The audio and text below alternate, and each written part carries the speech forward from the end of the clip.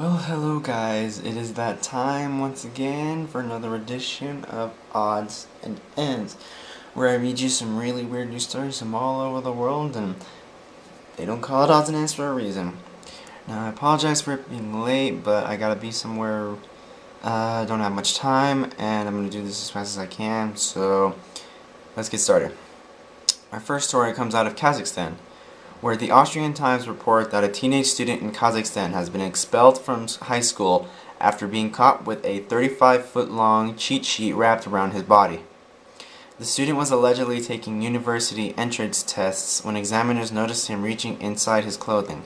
Under his shirt, they found a ream of computer printouts containing 25,000 potential answers to the exam's questions. Quote, if he'd put half as much effort into studying as he did into cheating, he would have sailed through the exam with a distinction. Education Authority spokesperson Boltazan Yuskabev was quoted as saying, quote, it's a pity to see all that work can't come to nothing. But he cheated and that's not allowed. Okay, dude, how are you able to get a 35-foot-long cheat sheet and wrap it around your body and do it while there's teachers and whatnot looking around, and the next thing you know, you're gonna get caught in the process doing it? You should have planned better, or you shouldn't have done it at all, idiot. Anyways, moving on. Our next story comes out of Austria. Perhaps love isn't eternal after all.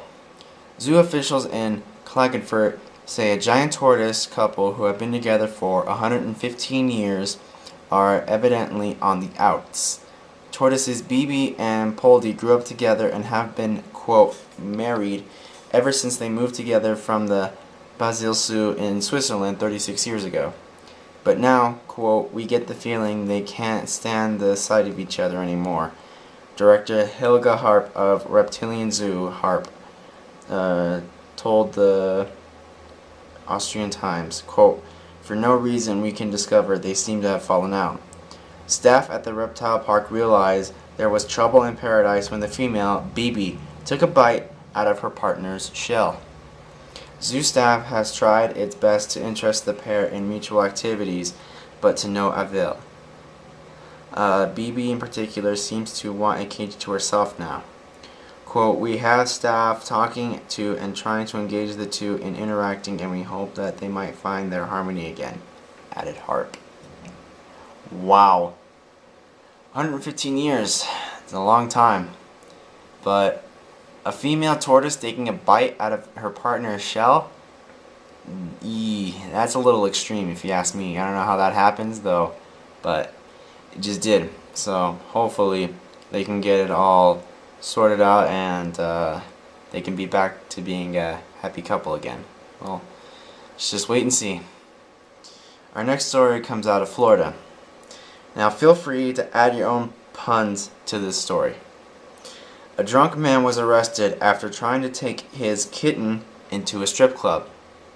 The Charlotte County Sheriff's Office says it got a 911 call from Everett Langs, 41, of Port Charlotte, saying he and his feline companion had been declined entrance to the Emerald City Strip Club in Murdoch. Deputies arrived and found Legs sitting outside the business, refusing to leave. According to the Sheriff's Office report, deputies who spoke with Logs, quote, noted that he appeared to be intoxicated. Deputies told Logs he needed to leave and help him call a taxicab. When the taxi arrived, Logs refused to provide his address. Quote, instead, Logs began yelling and causing a disturbance, says the Charlotte County Sheriff's Office news release. Quote, Logs insisted that the club owner had committed a crime and continued to call 911 on his cell phone even though the deputies were on the scene. Deputies told Logs he had to stop calling 911. He refused and was, quote, placed under arrest and had to be forcibly restrained. The animal-loving Logs was booked into jail on charges of misuse of the 911 system, disorderly intoxication, trespassing after warning and restraining arrest. According to the news release, the kitten was picked up by animal control and, quote, is now safe and sound. Dude, you've got to be that stupid to bring a kitten with you to a strip club when you're drunk off your ass and you are already getting charges and you still get like a blobbering mean drunk. Woohoo! You're an idiot. Moving on. Our next story comes out of Montana.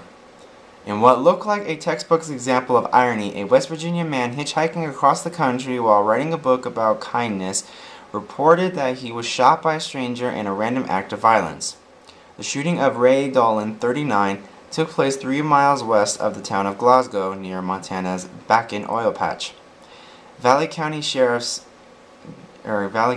Glenn Muir told the Billings Gazette that Dolan, quote, was sitting down to have a little lunch and this guy drives up. He thought he was going to give him a ride, and as he approached the vehicle, the guy pulls out his weapon and shoots him. It's as simple as that. Dolan was taken to Francis Mahone Deaconess Hospital in Glasgow for treatment of a gunshot wound in to the arm. A suspect, 52-year-old Lloyd Christopher Danielson III of Washington, was arrested about 4 hours later near Culbertson, some 100 miles from the scene of the shooting. No gun was found in Danielson's pickup. However, the police began to grow suspicious, combining the shooting scene along U.S. Highway 2. Sheriff's deputies located a Derringer pistol purchased by Dolan just days before the shooting. Shortly thereafter, Dolan admitted to shooting himself and fabricating the story of the pistol-packing stranger. Police believe Dolan did it to publicize the memoir he is writing titled The Kindness of America. Okay, dude, shooting yourself in the arm while writing a book and going cross-country America is not really going to add up, especially with the pistol story. That saying that somebody shot you while you were just out and about cross country and writing your little memoir. Oh, la la la, la la la, somebody shot me, la la la. Yeah, it's not gonna work, dude. Sorry. That's how things are going around here. And finally, our last story is out of Nevada. Students at Spring Creek High School are having their diplomas reissued after it was discovered that the official documents misspelled the word, quote, graduation. According to the Elko Daily Free Press, the diplomas congratulated students on their graduation, spelled Graduation.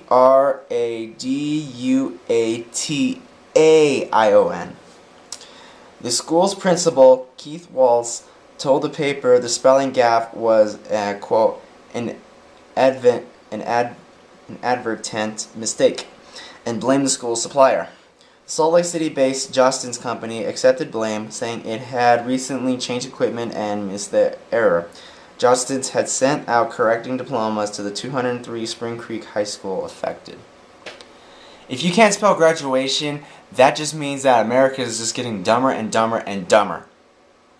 And because he didn't want to take the blame for himself, he just pointed the finger at somebody, and he's like, oh, okay, we'll just blame it on the suppliers, and hopefully they'll take the fall, and they'll say, okay, we apologize, blah, blah, blah.